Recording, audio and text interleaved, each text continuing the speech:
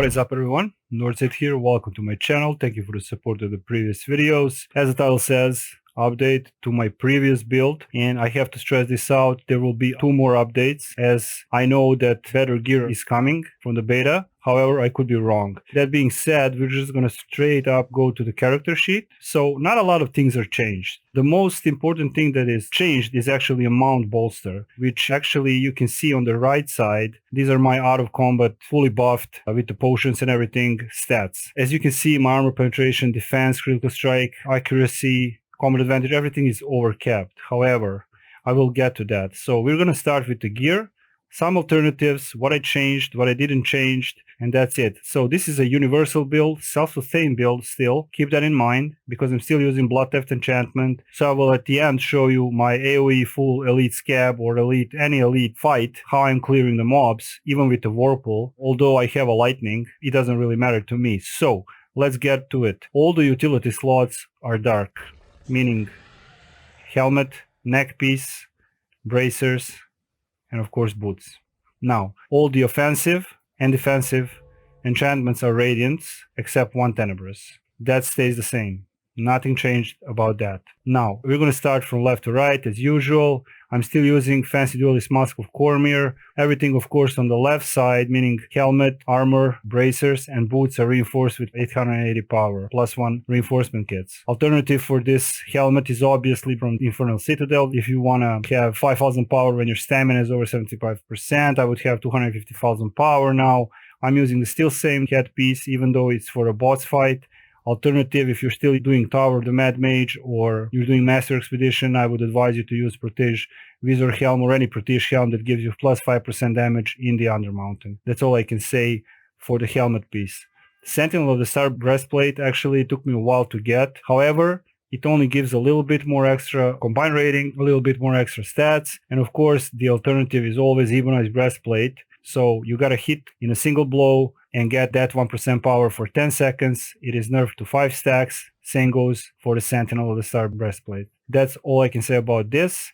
Armor enchantments, I am shifting from one to another. Blood Theft enchantment, alternative, of course, is a Bark Shield enchantment, which I use when I go to the dungeons. Now, Lion Guard, Ride Van Bracers. When you strike an enemy, lose a stack. When you're struck, stack 20 times. I'm using in overload slot Lesser Corrupt and Greater Corrupt Black Ice enchantment because they stack and give you some extra power. As you can see, I'm still using Lionheart weapons until I upgrade Honored X of the Blessed Blade. And I will be using probably that and shifting from that to Lionheart depending how it turns out. So I'm not running Zariel. This is not a Zariel build. Zariel build requires something else. Much more HP, which I can easily acquire. But this is not a Zariel build. This is a self-sustained universal build. It's not a hybrid build, but it's a universal build. So Lionheart, I'm still using. I'm effective. And as long as I'm effective and I'm doing my job and the dungeon is cleared or whatever, it's good enough for me. You know, if it works, don't change it. Regarding the weapon enchantment, as you can see, I'm using Holy Whirlpool enchantment. Now, somebody asked me, is it better? No, it's not. It's just a visual effect. I am shifting from Holy Whirlpool to Lightning sometimes, but most of the times you will see me just with the Whirlpool. Even when I'm clearing the trash, because the chains from the lightning are not doing well with my Blood Theft enchantment, because the chains can heal you for only so much. And when I hit with my Whirlpool, the heals are really good, and also combined with Atwills and combined with the Mount's Insignia, it will heal really good. Moving forward, of course, Enhanced Breast Strike. If I am really clearing the mobs in some serious dungeon, I will usually switch to Relentless Slash. However, I just keep it on Breast Strike. I don't care about the 10% damage redux. It doesn't matter to me. However, it may matter to you.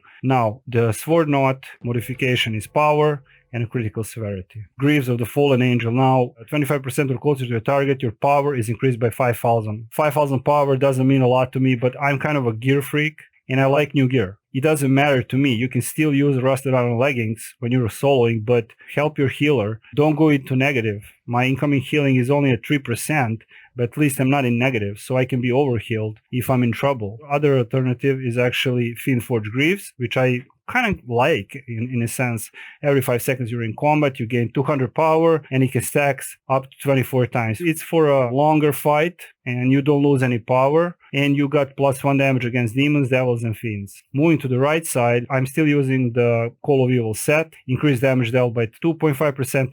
I'm even using it for the regular dungeons, and also I am using it, of course, in Avernus. I get 5% more damage against demons, devils, and fiends. So that's it. Now, Silver Ring of the Herald comes from the milestone 1. It replaced my bypass gold ring, as you can see, but I only placed it here for a little bit more higher combine rating, and basically you get 8.8 accuracy, 13.2k combat advantage, and of course Atwill perk is here. I have to also remind you that necklace and 2 rings and belt are reinforced with 2.2 stamina regeneration because I'm still using Lionheart, and I want my stamina regen to be actually in a good spot. The second ring is from Tom. It has a 20,000 critical strike, and my melee powers do 3% more damage. Vaporariness is a part of Call of Evil. In charisma, defense, accuracy, you know how it works. You can see how it works. Regarding the shirt, I switched to Ebony Stained Raid shirt because I kind of discarded mine and I got it again. When your stamina is over 75%, which is quite rare, your damage is increased by 3%. And I'm using Infernal Forge Restoration trousers until I get the better ones from the Milestone 2, I think, but they're not that better. They're just item level better. So, whenever you're damaged for more than 50% of your maximum hit points, your movement speed increases by 5% for 10 seconds. Movement is very important for me. So, ability score history, you can see that everything is in strength and everything is in dexterity. Strength gives you stamina regen, which is good. Physical damage boost. Dexterity, of course, gives you movement speed, again, very important, and critical severity, 12.5%, because this is actually quite high critical severity build. I'm not even using the critical severity boon, but I will show you that I'm over 200 critical severity when I switch to that boon. So that is gear-wise, enchantment-wise. Alternatives, it's all game of numbers as it is. If you have any dilemmas about the stat caps, go to Reiner's Pocket Wiki and everything is there. Shout out to my friend Reiner. Artifacts.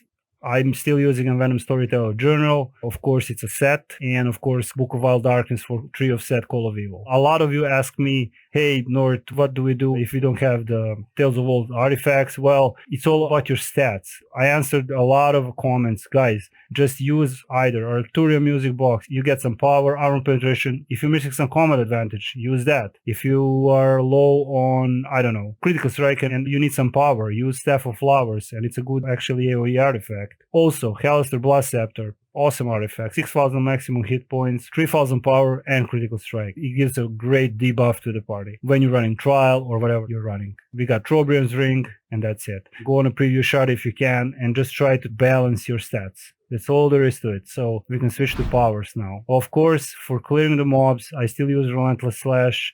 And to finish off the mobs, I'm using very powerful Brash Strike. Regarding the encounter powers, not so fast. Roar, just to build my determination, and Bloodletter is just for a finisher. Usually everything is dead by the time I'm done with them. But if there's like one stronger target there, I'm just gonna hit it with a Bloodletter and it's gone, or a daily. Daily powers, Savage Advance, very powerful, hitting like a truck, and this is a lifesaver, and also great. Avalanche of Steel is great.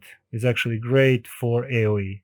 Moving forward, I am still using Steel Blitz because it's definitely connected to everything, especially when you're running a critical severity build. As you can see, feats still the same relentless speed. I do not use Mighty Leap or Mighty Leap because I can't aim and I can't see very good. It's not for me, and I find my not so fast being triggered by relentless speed quite good. And you can use also Trample the Fallen instead of Barb Strike, but I would highly advise you to use Steel Blitz always as a class feature. Bloodletter or Blood Spiral Feet will increase the magnitude by 400, meaning that my Bloodletter will hit for 920. Magnitude is a very high hit. We got a nice buff, and that's all there is to it. We got Over Penetration. Now, Over Penetration, whenever your armor penetration exceeds the enemy defense, which in Avernus case is 92.5 thousand. I will already show you this. I am over that because of the command ratings from the mount stable. Moving forward, Steel Slam is connected to Avalanche of Steel. Steel Slam will save your life and clear a lot of enemies. It's good for AoE and I still stick to it. Moving on, Relentless Battle Rage. You build twice as much rage, but Battle Rage not only increases damage dealt by 14%.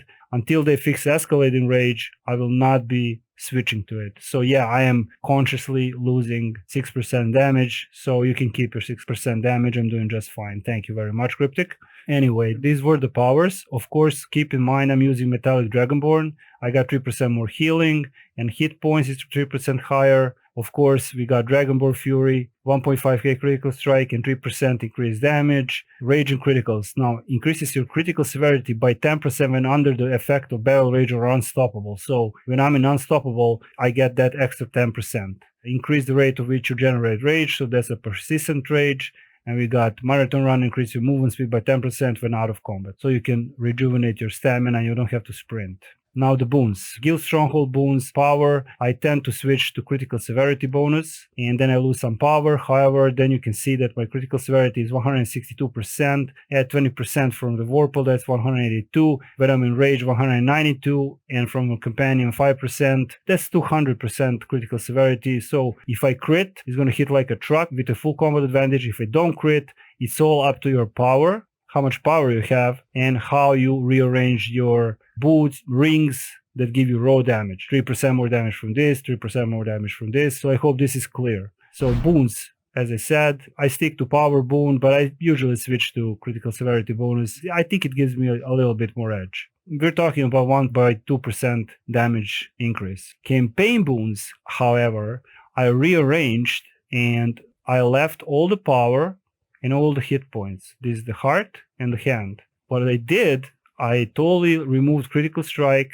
I removed armor penetration, I removed defense, I removed combat advantage, I removed a lot of stuff because my mount stable, I will get to that, is giving me a lot. So what I did, I actually put some into critical avoidance, I put something into demonic mastery, marathon runner is already there, I got some 2 points in awareness, of course I got 5 points in companion influence, very important. I put 5 points in deflect because I have a insignia bonus that heals me when I deflect, why not? It's not a lot. Let me see if I change anything else. Oh yes, quick turnaround is increased recharge speed by 1% per rank, and I use still severe criticism for 4% more per rank. Now my master boon is deadly rage, chance on kill to do the following for 10 seconds, increase your combat advantage, damage 2% per rank, which is 6%, and adds 4,000 damage per rank, which is 12,000 damage to each attack for 10 seconds. This is not for a boss fight, this is for AoE, like clearing the mobs and stuff like that, but some bosses do have mobs, so it can proc. I think that's it for the boons. Companions, obviously I'm still using bullet pop. Here are the stats and the powers. 3 bondings 15 as usual. I didn't change anything. I have only 1 profane runestone in defense slot,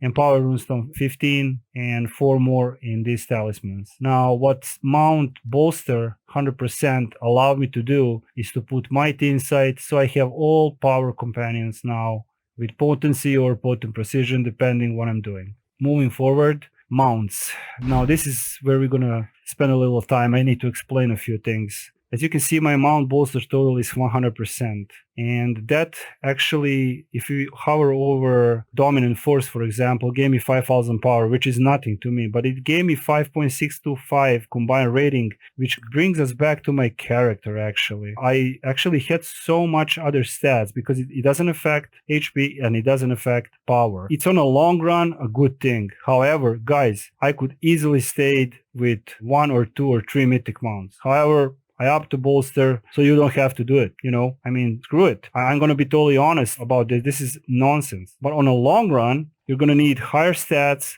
but we're going to get new gear in mod 20 and in other milestones, which will up the item level more and combine rating more. And I don't see the point. However, it is how it is. Moving forward, mount bolster total is 100%, as I said. So my stable currently look like this. We got Champion's Return, all legendary and dominance and brutality insignias. Barbarian Revelry on critical strike, receive a heal. This is the thing that heals me the most, actually, I think. Survival Blessing, when you deflect, receive heal over time. It's a low chance. It still does what it's supposed to do. Cavalry Warning, when you use a mount power, receive a buff to all ratings. Not the greatest. I could just use another Gladiator's Gal. So all mythic mounts are in stable with power insignias. And now we're going to get to the collars. Why didn't make legendary or mythic collars? Because it's absolute nonsense. It's so expensive and they need to do something about it. However, that's another story. Now, you can only have sturdy, wayfaring, supportive, unified, and practical. So what I choose, I have Sturdy Crescent Collar 3, which increases my encounter powers for 3% more damage. I have Wayfaring Barb Collar 3, critical severity is increased by 3%. I have stamina gain increased by 3%, and I have movement speed increased by 3%. Last but not least, Rough Astral Diamonds drops increased by 6%. I had 3 legendary and I sold them. I'm just gonna go slow. This is just my personal opinion. This is very, very not important to me. But epics, I could just upgrade slowly and that's it. So the mount bolster, as I said, really affects how I rearrange my companions that I can use all the power ones. I could actually switch things around, stuff like that, boons, etc. Another important thing, so what I use for AoE is Black Eye Storm or Arcane Maelstrom, but usually Black Eye Storm because magnitude is 1000 and it can clear the mobs pretty good. Also, Disintegration Beam is not that bad. It will just melt the mobs. But mind you, this is a 100% bolster. Regarding the things I really like about this is that the Bat's form is now increases my damage by 15%, slows the target, increases incoming damage to the target. So it's a party debuff and my personal buff. So that's very good. Reduces target outgoing damage, which is very good, and critical chance by 15%. However, I have to mention that Bat's form does not stack with other swarms, so be careful what you're using in a party or with your friends. If you're alone, doesn't matter, you can just use it. Moving forward, I use Giant Toad Tongue Leash. That's a 3000 magnitude. I do not know if this is way is intended. I know it makes problems in PvP, however, it can hit for 4 to 5 million. I'm using it, nobody is complaining. You know, if they nerf it, it's up to them. I don't give a single flying F. What else? Of course, Stancer Transformation. This is what I use when I'm alone. And in the party, if there's more than one swarm or T-Rex, increases my damage by 15%, speed, strength, dexterity, constitution by 3. So those are the things I use. So I think that's it. Nothing much change. As you can see, I will show you the AoE rotation and single target rotation after this. And we're going to jump to that now. Here we are in the Elite's cap. As promised, I'm gonna see how many things I can pull without resetting them. So let's see, let's go for it. What I want is my determination to be as high as it can be because I'm taking damage obviously. So let's pull these guys up. So if you have a daily, use it. Also here comes the artifact. They're practically gone. I only pulled 3 packs here. Keep that in mind. Let me just show you one more time. Debuff on them, Relentless Slash, Roar for determination, and just stand there and kill them. Just whack the shit out of them. If you have some tougher mob, of course, go with the Brash Strike.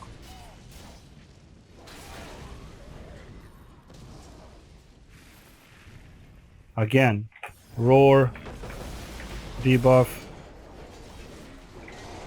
and now continue using your not so fast, and when you're down to 1 or 2 targets you're good to go. Now I would like to pull all of them on me, however they keep resetting. I really tried, I did my best. So one more time, you can see that I'm basically self-healing myself.